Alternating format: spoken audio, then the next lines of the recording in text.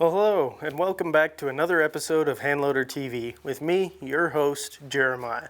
And in this episode, we're going to be detailing 45 Colt snake shot loads or shot shell loads. So, if you haven't figured it out yet in that beginning scene, I'm not that good of a shot with a 45 Colt. However, if you want to be able to duplicate that, we're going to show you how to do so today. I was shooting a shot shell load, which allowed me to easily hit that clay pigeon target you saw thrown up in the air. And the cartridge we're going to be doing it in is 45 Colt. 45 Colt has been around for ages, and it's among my favorite cartridges, primarily because it's a very versatile cartridge. You can load it to many different pressure levels, and you can get it really hot. And in my humble opinion, it's one of the first magnum, if you will, handgun cartridges. But the full potential of the cartridge wasn't really realized at first, but it's been around a long time. So on that note, I want to also talk about the gun that we're going to be using. Now this is an old Uberti Cattleman that I've had for a very long time. It's well used, well worn. At the time of this filming, I want to say there's about probably somewhere between 3,000 and 4,000 rounds through this particular gun. It is bare bones stock. I haven't done anything to the springs, or I've just basically put a lot of rounds through it and carried a lot. I typically, actually, just recently started carrying it inside the waistband in this suspender holster. I don't have my suspenders on, but what you do is you take this holster, goes inside the waistband and clips onto your suspenders, and your gun goes in there. So it's kind of neat. And that's exactly what this gun is. It's a utility, everyday carry gun that I've spent a lot of time on horseback with, and I've put a ton of ammunition through it, as I said. I did check the trigger on this guy, and it broke cleanly and crisply in an average of 5 pulls on our Wheeler Engineering trigger pull gauge at 2 pounds, 3.6 ounces. So it's got a pretty nice trigger right from the factory. Kind of what you expect out of a single action handgun though. And I really like this gun. It's one of my favorites. As far as the loading goes, as I said, there's a lot of different pressure levels for the 45 Colt cartridge. Now what we'll be loading to is the lowest pressure, the pressure that a lot of factory ammo is loaded to, and the lowest pressure set in most reloading manuals. Now with different guns, you can really hype up the 45 Colt and get it really hot, zipping fast, heavy bullets, but we're not going to be doing that. We're going to be keeping everything within the SAMI pressures, and so it'll be safe across your entire lineup of revolvers chambered in such cartridge. Now on a side note, you might not want to use these loads in, say, a first generation single action army or something along those lines, anything with historical value, originals like those.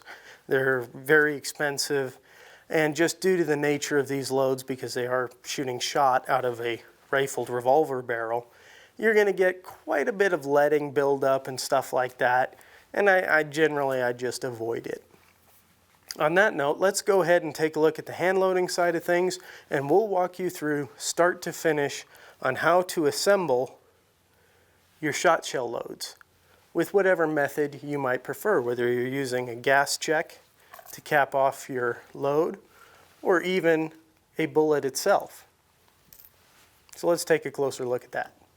So if you want to reload 45 Colt snake shot or shot shell loads, then you're going to need a few things. Most importantly, notable, is going to be a die set. More on that individual sets here in a moment. You'll need shot and whatever you choose to cap off your loads with, whether that be a bullet or a gas check.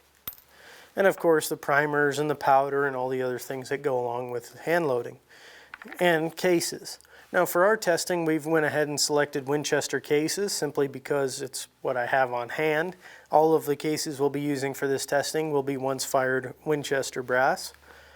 And on that note, I want to go ahead and walk you through the steps. So of course, normally the first thing you do is clean your brass if it's once fired. If it's brand new, you don't need to clean it. But for cleaning, I usually use this Tumbler's Tumbler dry tumbler, and I'll add a little bit of mineral spirits in there, just a couple ounces, and that usually gives a nice polish to the brass.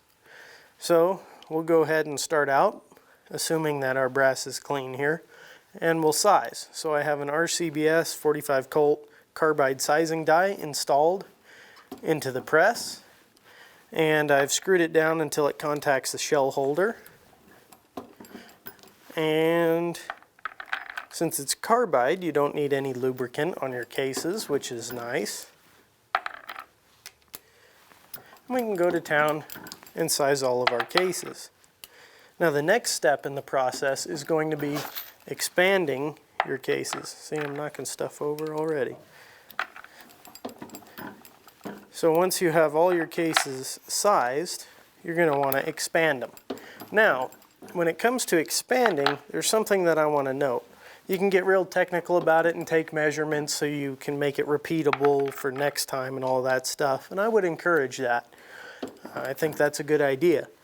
But if you're not going to do that, at the very least, you should check the case mouth expansion here with whatever you're going to use, whether that be a bullet or a gas check. So for the first 5 cases here, I'm going to be using a bullet. And I just know I'm going to have to back this out a little bit so I don't over flare my case mouth.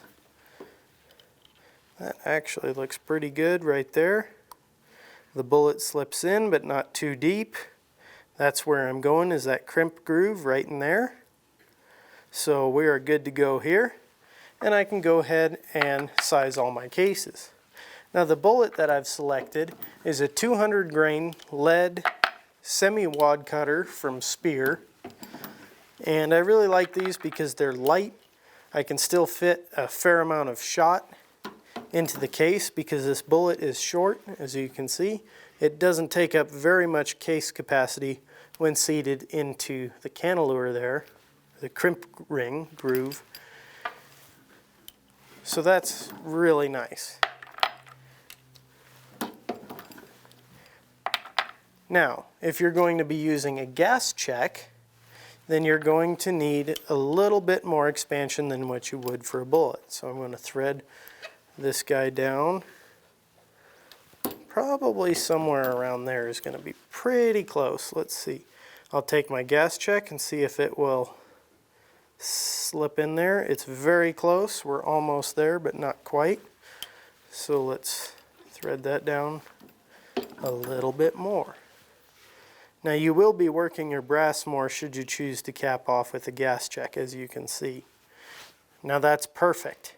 That gas check will slip down into the case, and I'll be able to put a nice crimp on it to hold it in place.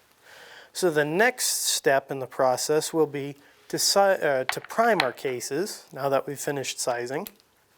So we'll go ahead, and I have this tube already preloaded with primers. These are Federal 150 large pistol primers. And you can see how quick and easy this operation really is.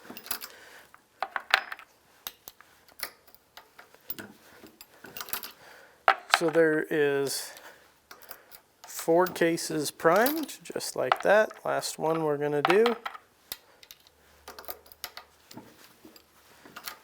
I really like the priming on the Redding T7 turret press. It's very quick, very smooth, and it offers pretty good feel. There's a couple different ways I like to do it. That's probably my favorite way. You can also go like that. Lower your hand a little bit. Work the priming arm with your 2 fingers. Push it forward with your thumb, and then you get pretty good feel on how deep that primer is seated. So now that our cases are all primed, there's an extra step that I want to talk about, and we'll jump over to that. So now there's a little bit of an extra step that we need to address here, and that's wads. Now there's lots of different wads available that you can use that will work really well. My personal preference is to make my own, and there's a couple of different ways you can do that. You can take a 45 Colt case, put a chamfer on it, sharpen it up, and then you place your wad material down and kind of hammer it in or twist it and cut your own wads with your cases. I suggest using old worn out cases that you're not going to use anymore, that have loose primer pockets or maybe a split neck or something. You can chop that off and use those. But there's also some other great options, and this is one I really want to show you because of simply how easy it is to use. This die is sold from Buffalo Arms, and they sell them in all different sizes. This one's .454. It's ideal for 45 Colt and stuff like this. It allows for a perfectly snug fit when you go to load the wad into the case. And how this guy works is basically a punch, and it's really, really quick. As far as wad material goes, I'm just using some waxy old paper here. What I really like is milk cartons from the dollar store. If you can find those, I probably look like a nut walking out of there with 50 different cartons of milk. But I peel them apart, clean them up. They make outstanding wads, and the thickness is just about right too. But I've used all kinds of other things, from felt hats to fibers, and you name it. You can get really creative with it. So let's go ahead and show you how this die works here. I'll take my material, I'll run it into the die, and it's essentially just a hole punch, just like that. And as you go, the wads will be fed through the top of the die, right there. And there I've got some wads. And you can see how quick this process can become with the use of this die. Look at that. It even can be a confetti cannon when you get a little crazy with it. So now that we have a little stack of wads here, we're ready to go ahead and dispense our powder. Now I happen to know that 6.1 grains of unique is about right for what I'm going to be doing. I also have my load data nice and handy so I can refer to it. You're also going to need to think about your shot weights. Now I've carefully calculated this load using things like quick load, the load data included with the Spear shot capsules, Alliance website, and various other sources. So I've got a pretty good idea for this load, and I'm a big fan of unique powder, so unique is probably going to be the only powder we use for this particular test. Now that I've gone ahead and charged my first case while this is working on the next charge, what I'm going to go ahead and do is take one of my wads and a little wooden dowel. A pencil will work in a pinch. I'm going to go ahead and start off my wad, and I'm going to run it all the way down to the bottom using my dowel. And I'm going to push that down. Freak out the scale in the process, but we'll go ahead and charge our next case. And you can see how this can turn into a really nice rhythm here. So I have something to do while I'm waiting for my powder to be dispensed. I'll take my wad, I'll go ahead and throw that on in there. Make sure it's seated nice and firmly against the powder, like so. And now I'm ready for the next case. So it's a very nice little rhythm you can get into as you load these guys. Oh, one more. So now that I have a few cases loaded up and you kind of get an idea of how this works and pretty much just repeats itself, I'm going to go ahead and show you what I do with the shot. As soon as this guy is done here, we'll kind of speed him up a bit. Take this guy. Alright, so once I take my wad and I seat it into the case like so, what I'm then going to do is I'm going to weigh out my shot charges. So I'll take my number 8 shot first, and you can also use a powder trickler. That works really well, but we'll just kind of eyeball it here with the Lee dipper. And I happen to know that for this one I'm going to want about 150 grains of shot. I got a little bit too much, might Scoop a couple of these guys out of there. That's close enough for our purposes. So then I'll go ahead, use the same funnel, and dump the shot into the case. Now I use 150 grains of shot if I'm going to cap it with a bullet. If I'm not going to cap it with a bullet, I'll go ahead and use 185 grains of shot. And we'll have all this load data listed when we get to the target review portion of this video. So if you don't catch it here, don't worry about it.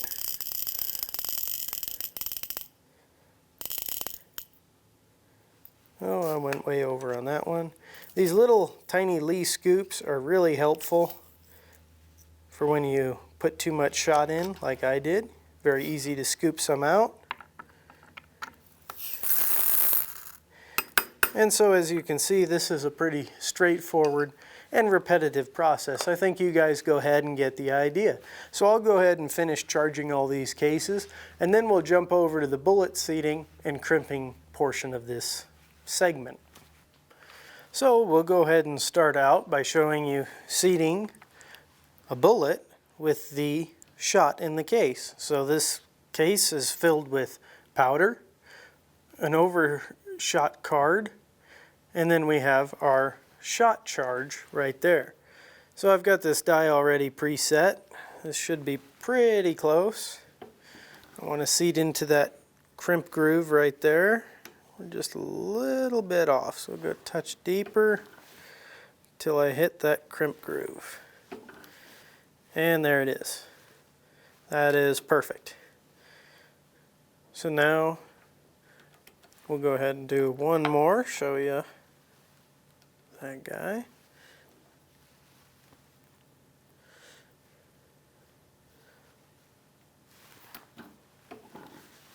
And there we have it. So now we have a very deadly combination of powder, wad, shot, and bullet. Now you got to be pretty careful with this and your shot charges, because obviously that's a lot of lead going down range, and you can get yourself into trouble when you start using loads like this. With 6.1 grains of unique, I've never had an issue. Velocity's right where it should be, and pressure's within check. But if you start increasing that shot charge or increasing the bullet weight, you're going to increase pressure. So just keep that in mind and use the lightest charge you can possibly find for loading these particular kinds of loads. Now when you get over to this, which will just be capped off with a gas check, this is entirely shot, no bullet. It becomes a lot easier. So I'll go ahead and show you what I like to do with these gas checks here. If I can, which this one is of course going to be a little stubborn, I like to seat them like that with my thumb. And sometimes it's handy to have a little screwdriver here so you can kind of finagle these things. They can be very tricky to finagle and get straight. So I'll finagle it with the screwdriver a little bit, rotating the case to rotate the shot away from the gas check, because that's usually what it gets hung up on. Sometimes a little tap will help settle the shot, and you can get that gas check in there. If worst comes to worst and you cannot get that thing to seat straight, there is another option. I'll rotate the turret head back to my expanding die, and I will run this case up against that expanding mandrel inside here, which will then kind of flatten out the gas check and hopefully seat it to where it should be. So once I have the gas check installed and seated, the next step for this particular type of load, back out that seating stem and screw the die down until we get a really stout crimp on these guys. There's essentially no such thing as too much crimp when you're using a gas check like this. If you have a kind of a funky bulge up top, don't worry about it. And some dies, this one in particular from RCBS, seems to have a little bit of trouble crimping it as much as I'd like. I kind of want the edges to roll into that gas check. So what I'll also use is a 45 ACP taper crimp die, and I'll essentially just bottom out on that taper crimp, and that will apply a really nice squeeze onto that gas check. And there you have it. Pretty simple. Now, depending on how much shot, this one wasn't completely full, but depending on how much shot you have in your case, like this one here, that one is pretty, it's pretty full. That gas check can probably sit up a little bit higher on this particular case. So there we go. I'm going to go ahead and run back to my expander die and just gently pop that guy in. A little bit more. There we go. And then I'll run it through the roll crimp die and then onto the 45 ACP taper crimp die. And that one came out a little bit crooked, but it will shoot and it should hold up under recoil. That's the biggest thing when it comes to crimping. I've found I've had loads stay together with just the roll crimp from the 45 Colt dies, but I've also had them come apart. So adding a little extra crimp to keep that gas check in place, not always a bad idea. And your finished product with the taper crimp should look something like that. The gas check is up top, might have a slight bulge in it because it is getting crimped into the case, and it should be just below or flush with the inside of the case mouth. So this one turned out really nice, and that looks really good. So I'm going to go ahead and continue and load all these guys up, and then we'll go ahead and take our test firearm and we'll hit the range and we'll see what kind of performance we get out of this. Now, I'm not going to go ahead and count each shot pellet on these. What I'm going to go ahead and do is shoot a standard 8.5 by 11 target, one of those shoot and see targets, so you guys can see the pattern really clearly. And then once we do that, we'll just go ahead and show it up for you guys on the screen. If you want to pause the video and take the time to count each individual pellet, by all means feel free. Just be sure to let me know in the comments if you do that. So I'll finish this up, we'll hit the range. So the first load that we're going to try is using 6.1 grains of Unique with 180 grains of number 8 shot, and we've capped it all off with a gas check. So I'm going to load it up and we'll put it on the paper here.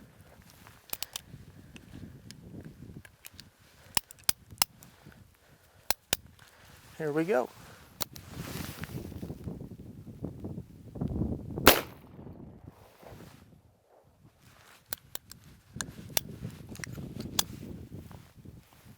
So the next load we're going to be trying is using the same powder charge of 6.1 grains of Unique powder, and this time we have 185 grains of number 12 shot, and we're capped off with a gas check, 45 caliber. So we'll load one in the gun and we'll put it on the paper.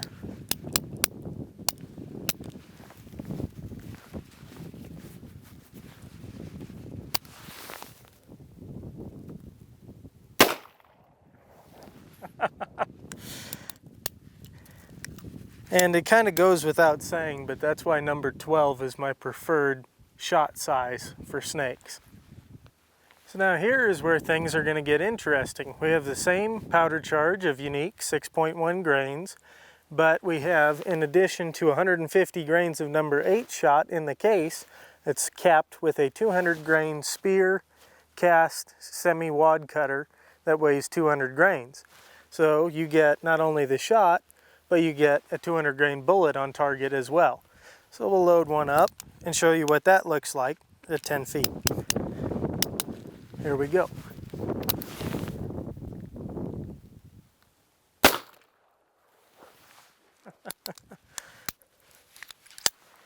and it does shoot point to aim. All right, so same 6.1 grain charge of unique powder, and we have 160 grains of number 12 shot in this case, and we're capped off with a 200 grain Speer semi-wad cutter bullet.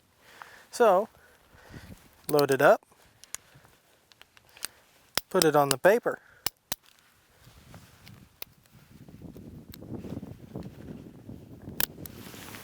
All right.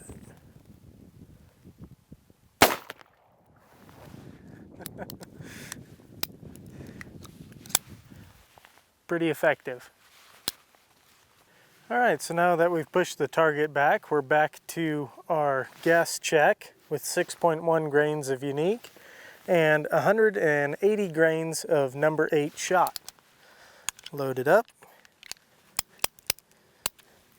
And we'll check the pattern on this guy at 20 feet.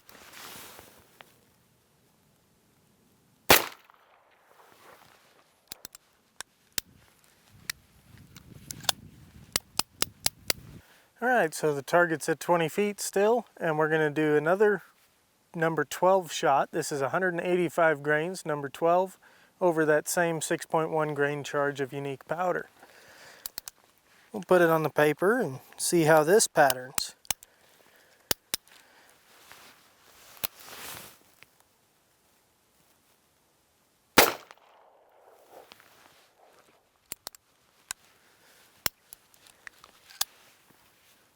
Not too bad. All right, same powder charge, 6.1 grains of unique, and we have 150 grains of number 8 shot in the case, and the target's at 20 feet. We'll check the pattern on this guy.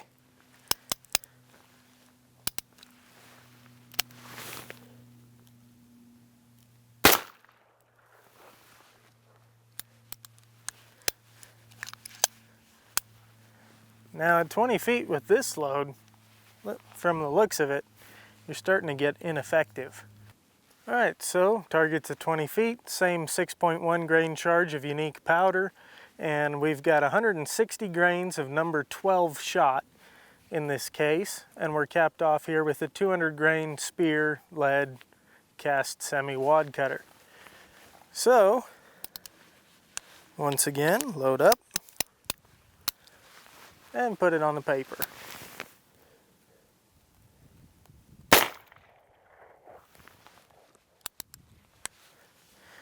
You know, it's pretty surprising to see the group really open up that much at a difference between 10 and 20 feet. So we've seen the other loads that had the cast bullets in place open up and become ineffective. So now we figured we'd push out to 30 feet with these gas checks. So this is same 6.1 grains of unique with 180 grains of number 8 shot. And we have a gas check keeping it all in place. And I have a hunch these are going to open up quite a bit at 30 feet. So let's put it on the paper.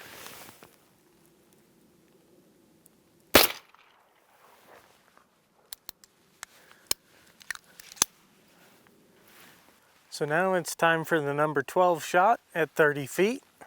Go ahead and load up. And I have a feeling that this is going to open up as well.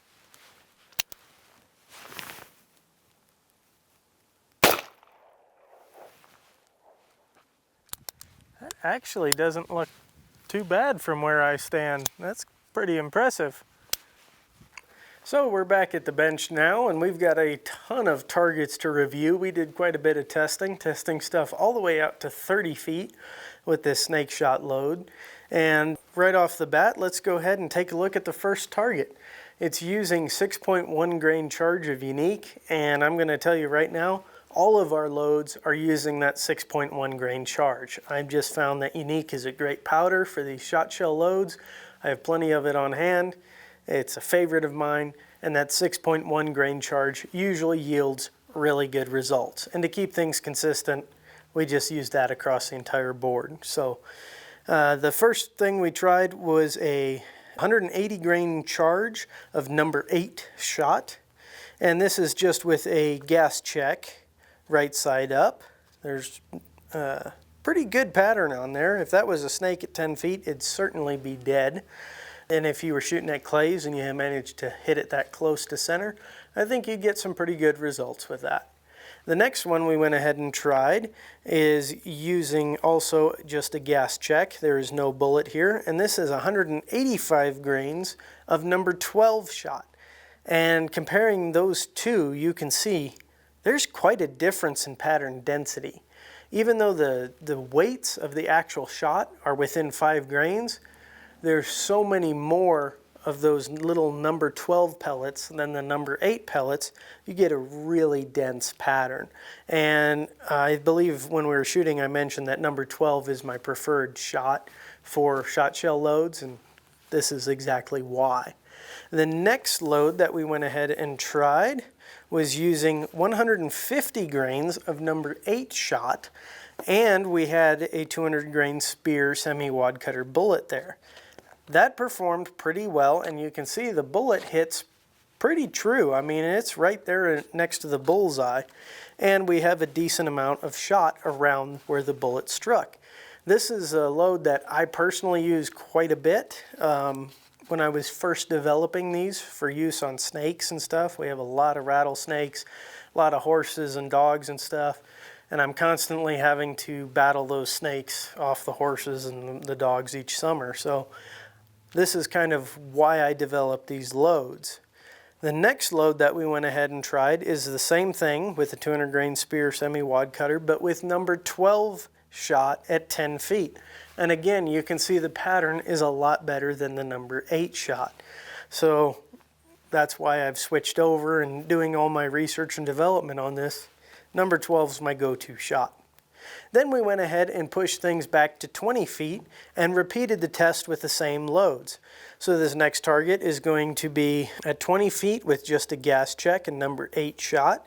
And you can really start to see that pattern open up. Now we still had some good shots in the bullseye there. If it was a snake and its head was there, I probably would have hit it with 1 or 2 pellets at least, but not all that effective.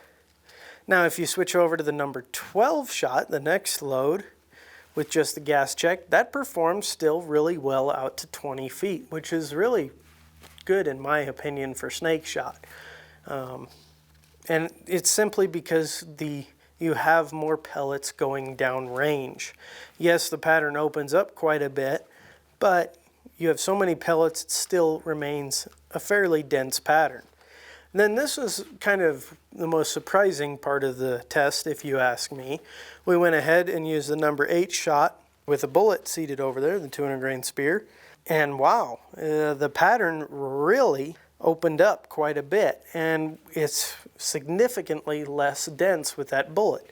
And that is simply because there's less shot in those cases. You can't fit as much with the bullet, and that makes a bit of a difference.